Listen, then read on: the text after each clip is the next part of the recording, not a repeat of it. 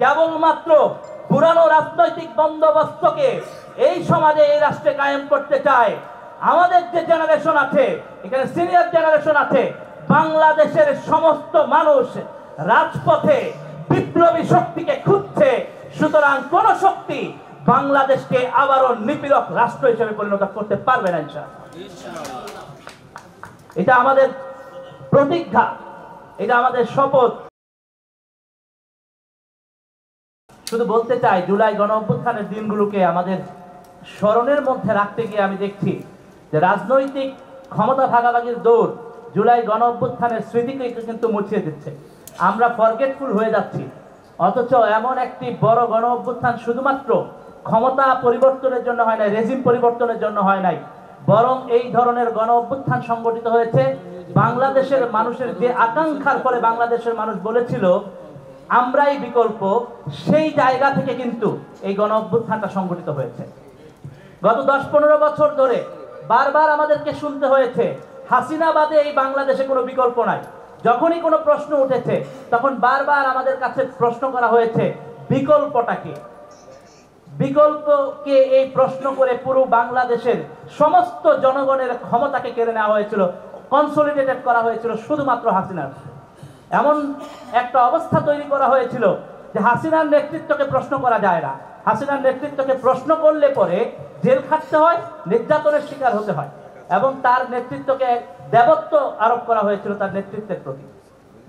সেই বাস্তবতায় দাঁড়িয়ে আপনাদের মনে থাকার কথা, যখন এই গণ অভ্যুত্থানের মোমেন্টাম তৈরি হয়েছিল, ঢাকা বিশ্ববিদ্যালয় ক্যাম্পাসে আন্দোলন শুরু হয়েছিল, সেখান থেকে বিশ্ববিদ্যালয় ক্যাম্পাসগুলোতে আন্দোলন ছড়িয়ে পড়েছিল। আপনাদের মনে থাকার কথা, বিশ্ববিদ্যালয় ক্যাম্পাসগুলো যখন বন্ধ করে দেয়া হলো, যখন বাধ্য করা হলো স্টুডেন্টদেরকে হল ছাড়তে, বাংলাদেশের জনগণ যাত্রাবাড়ি, মিরপুর, মোহাম্মদপুর, উত্তরা, রামপুরা, সাভার, সারা বাংলাদেশে আন্দোলন ছড়িয়ে গেল। বাংলাদেশের জনগণ প্রশ্ন করতে শিখলো, আমার টাকায় কেনা অস্ত্র দিয়ে আমার ভাই, আমার বোন, আমার সন্তানের উপর কেন গুলি করা হবে? আমার ভাই বোনকে গুলি করলি কেন?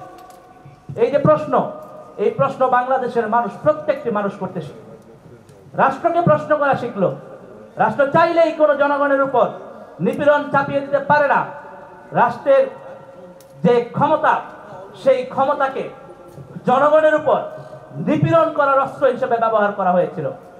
আপনারা দেখেছেন গুম কমিশনের রিপোর্টের মধ্য দিয়ে প্রকাশিত হয়েছে কিভাবে করে জাস্ট ভিন্ন মতের কারণে কিংবা কোনো কারণ ছাড়াই রাস্তা থেকে হ্যান্ডপিক করা হয়েছে মানুষকে, দিনের পর দিন আয়না ঘরের মতো বিভৎস জায়গায় রাখা হয়েছে।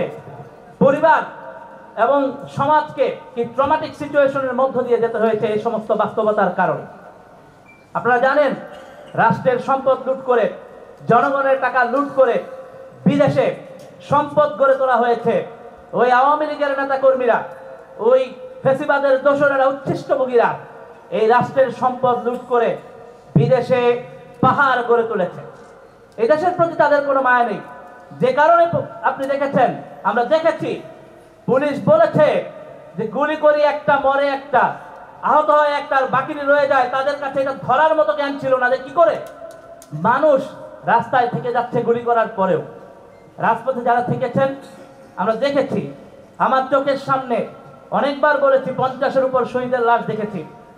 দেখেছি কি করে গুলি, হেলিকপ্টার থেকে গুলি আসার পরেও, পুলিশ র্যাবের নির্মম গুলি চলার পরেও, আওয়ামী লীগ, ছাত্রলীগ, যুবলীগের সন্ত্রাসী বাহিনীর গুলি চলার পরেও জনগণ রাজপথ না ছেড়ে বৃক্ষাঙ্গুলি দেখিয়েছে হাসিনাকে এবং আওয়ামী লীগকে, এবং চ্যালেঞ্জ করেছে জনগণ বিকল্প হিসেবে এই রাষ্ট্র গড়ে তুলতে চায়।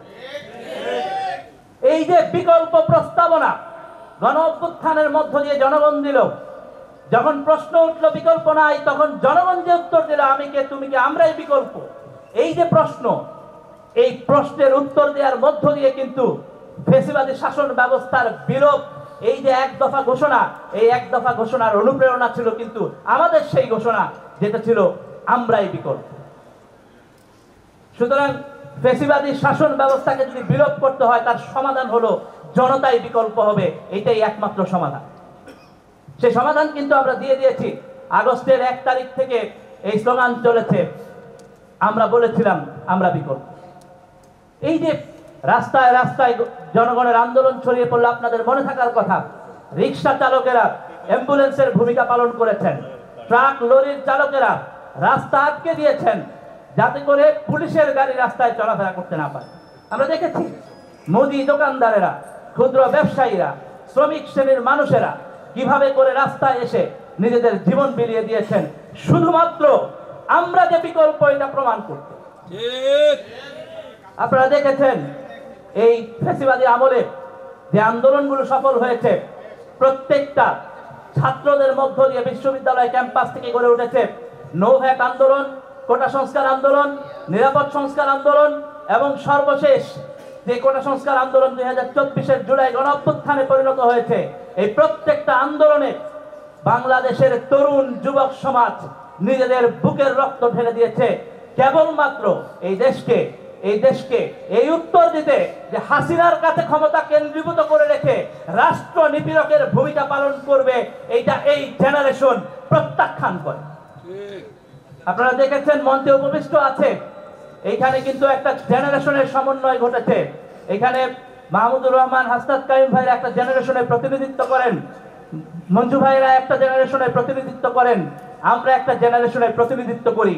আমরা বলতে চাই বাংলাদেশের জেনারেশনগুলোর যদি সমন্বয় সাধন ঘটে, নবীন এবং প্রবীণের সমন্বয়ে বাংলাদেশের জনগণের কাছে ক্ষমতা পৌঁছে দিতে পারলে পরে কেবলমাত্র বিকল্প প্রস্তাবনা গড়ে তোলা হয়েছিল যে আন্দোলনের মাঠ থেকে, সেই প্রস্তাবনার সফল বাস্তবায়ন হবে ইনশাআল্লাহ।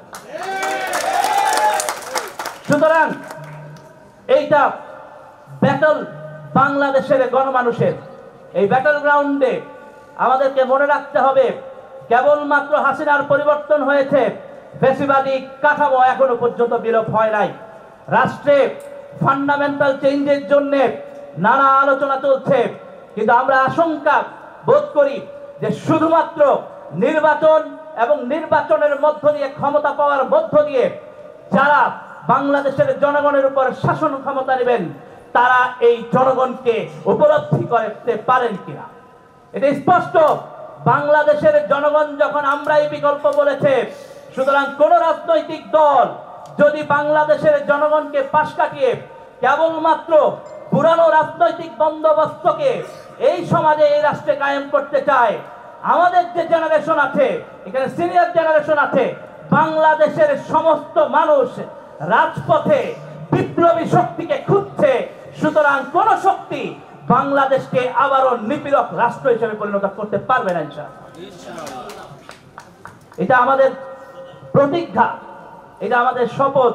কারণ রাজপথ থেকে আমরা দেখেছি, যখন যাত্রাবাড়িতে আন্দোলনে রত ছিলাম তখন দেখেছি কিভাবে করে গুলি করা হচ্ছে, মানুষজন রাজপথ থেকে সরছে না, এক গ্রুপ আগাচ্ছে, গুলি খেয়ে আহতদের নিয়ে আসতেছে, আবার আরেক গ্রুপ যাচ্ছে, কিন্তু কেউ ভয় পাচ্ছে না, কেউ গুলিকে ভয় পাচ্ছে না। কারো মধ্যে এই ভয় নাই যে আমরা কেউ কাউকে চিনি না, অপরিচিত, কিন্তু কেউ কাউকে ছেড়েও যাচ্ছি না, প্রত্যেককে ভালোবেসেছি, রাজপথের আপন হয়েছি, সহযোদ্ধা হয়েছি। সুতরাং আমি এই আলোচনা সভা থেকে আপনাদেরকে আহ্বান করতে চাই, বাংলাদেশের জনগণের কাছে বাংলাদেশের জনগণের যে ক্ষমতা, সেই ক্ষমতাকে ফিরিয়ে দিতে পারলে পরে যে গণ অভ্যুত্থান সংগঠিত হয়েছে, সেই গণ অভ্যুত্থানের আকাঙ্ক্ষা বাস্তবায়িত হবে। আমি আপনাদেরকে বলতে চাই, আপনাদের মনে থাকার কথা, যখন 9 দফার কথা বলা হলো, পত্র পত্রিকা ইলেকট্রনিক মিডিয়ার অধিকাংশগুলোই প্রচার করলো 8 দফার কথা। তখন ইন্টারনেট নাই, কিচ্ছু নাই, যোগাযোগের অবস্থা নাই, তারপরেও বাংলাদেশের জনগণ তার অন্তর দিয়ে কেবলমাত্র 9 দফাকেই উপলব্ধি করেছে। বাংলাদেশের জনগণ কিন্তু বহু আগে 1 দফা ঘোষণা করেছে, 1 দফা 3রা আগস্ট ঘোষণা হয়েছে, কিন্তু বাংলাদেশের জনগণ রাজপথে লড়াই করে নিজেরাই কিন্তু 1 দফা ঘোষণা করে দিয়েছে। তারা এই রকম নিপীড়ক রাষ্ট্র আর চায় না। এই যে গণ অভ্যুত্থান, এই গণ অভ্যুত্থানের ফলে আপনারা লক্ষ্য করবেন যে আমরা শুধুমাত্র রেজিম চেঞ্জ চাই নাই, আমরা পুরো ক্ষমতা কাঠামোর পরিবর্তন চেয়েছি। সেই ক্ষমতা কাঠামোর পরিবর্তনের জায়গায় আমরা দেখতে পাই রাষ্ট্র এবং রাষ্ট্রে যারা আছেন তারা বোধহয় বুঝতে পারেন না, রাজপথে থাকা বিপ্লবীরা যখন আপোষ না সংগ্রাম স্লোগান দেয়, সেই স্লোগানের বিপ্লব বোধ হয় রাষ্ট্রে বসে থাকা লোকেরা বুঝতে পারছেন না। আমরা যখন রাস্তায় দাঁড়িয়ে ক্ষমতা না জনতা স্লোগান দিয়েছি, আপোষ না সংগ্রাম স্লোগান দিয়েছি, দালালি না রাজপথ স্লোগান দিয়েছি, সম্ভবত এই স্লোগানগুলোর বিপ্লব, এই স্লোগানগুলোর আগুন, এই স্লোগানগুলোর মর্মার্থ বোঝার, উপলব্ধি করার শক্তি বাংলাদেশের রাষ্ট্রের চেয়ারে যারা বসে আছেন তারা বুঝতে পারছেন না। আপনাদেরকে বুঝতে হবে, আপনারা গণ অভ্যুত্থানের ম্যান্ডেট নিয়ে ক্ষমতায় আছেন, সুতরাং গণ অভ্যুত্থানের ফলে গণমানুষের মধ্যে যে পরিবর্তনের আকাঙ্ক্ষা তৈরি হয়েছে, সে পরিবর্তন সাধন করার মধ্য দিয়েই বাংলাদেশের মানুষের স্বপ্ন আকাঙ্ক্ষার বাস্তবায়ন হবে। সেই জায়গা থেকেই আমরা চেষ্টা করেছি এই আয়োজন করার। এই আয়োজনের মধ্য দিয়ে আমরা বাংলাদেশের মানুষকে বার্তা দিতে চাই, বাংলাদেশের জনগণের পাশে দাঁড়িয়ে, বাংলাদেশের জনগণের সাথে থেকে গণ অভ্যুত্থানের আকাঙ্ক্ষা বাস্তবায়নে আমৃত্যু লড়াই চালিয়ে যাওয়ার সংগ্রাম এবং প্রতিজ্ঞা আমরা ঘোষণা করেছি। এই লড়াই আপনারা যারা আছেন আমাদের প্রত্যেকের ঘরে ঘরে পৌঁছে দিতে হবে। এই রাষ্ট্রকে আর কোনোভাবেই ফ্যাসিবাদী কাঠামোতে ফিরতে দেওয়া যাবে না। এই রাষ্ট্রকে অবশ্যই জনগণের কাছে ফিরতে হবে। অবশ্যই বাংলাদেশের সকল বিশ্ববিদ্যালয়ে, পাড়ায়, মহল্লায়, গ্রামে যারা গণ অভ্যুত্থানে যুক্ত হয়েছিলেন তাদের কাছে সেই গণ অভ্যুত্থানের আকাঙ্ক্ষা, স্বপ্ন, ক্ষমতাকে ফিরিয়ে দিতে হবে। সেই শ্রমিকের কাছে ফিরিয়ে দিতে হবে, সেই শহীদের লাশের কাছে ফিরিয়ে দিতে হবে যাদেরকে সাভারে পুড়িয়ে মারা হয়েছিল। যাত্রাবাড়িতে এবং অন্যান্য অনেক স্পটে 3টায় হাসিনার পলায়নের পরেও গুলি চলেছে। সেই মানুষদের যারা 5 তারিখ বিকাল 3টার পরেও শাহাদাত বরণ করেছে, তাদের প্রত্যেকের স্বপ্ন বাস্তবায়ন করার মধ্য দিয়েই জনগণের ক্ষমতা প্রতিষ্ঠিত হবে। আমি আপনাদের কাছে এই জন্যে আহ্বান করতে চাই, এই উদ্যোগ কেবলমাত্র শুরু। বাংলাদেশের জনগণের কাছে ক্ষমতা ফিরিয়ে দেওয়া পর্যন্ত এই লড়াই চলবে। এই লড়াই আপনারা পাশে থাকুন, এই লড়াই অব্যাহত থাকবে। আমরা বাংলাদেশের জনগণকে সাথে নিয়ে আগামী দিনের জনগণের বাংলাদেশ গড়ে তুলবো ইনশাআল্লাহ। সবাইকে আবারও স্বাগত জানিয়ে আমার বক্তব্য এখানে শেষ করছি। আসসালামু আলাইকুম।